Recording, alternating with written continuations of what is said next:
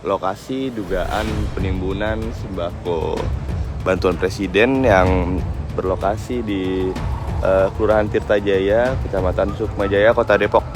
Membusuk dan berjamur, ini kronologi penemuan satu kontainer sembako bantuan presiden ditimbun di Depok. Depan saya ada tumpukan sembako yang telah ditutup menggunakan terpal, dan sembako ini diantaranya adalah beras, kemudian telur, minyak goreng, dan hingga tepung terigu. Warga Kota Depok benar-benar dihebohkan atas temuan sembako bantuan presiden.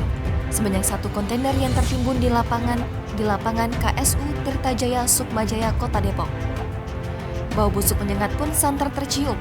Nampak sembako yang harusnya disalurkan pada masa pandemi COVID-19 ini telah membusuk hingga berjamur. Sembako yang terdiri dari beras, minyak goreng, tepung terigu, dan telur ini ditemukan terkubur di kedalaman 3 meter pada Jumat 29 Juli 2022 lalu.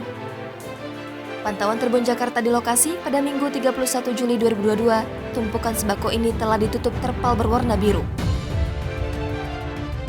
Ini berbau sangat busuk dan menyengat karena sudah berjamur.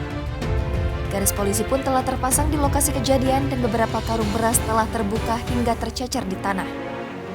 Warga yang menemukan dugaan penimbunan sembako ini, Rudi Samin, mengatakan bahwa penemuan sembako ini bermula ketika dirinya mendapat laporan dari salah seorang karyawan jasa pengiriman yang ada di sekitar lokasi kejadian.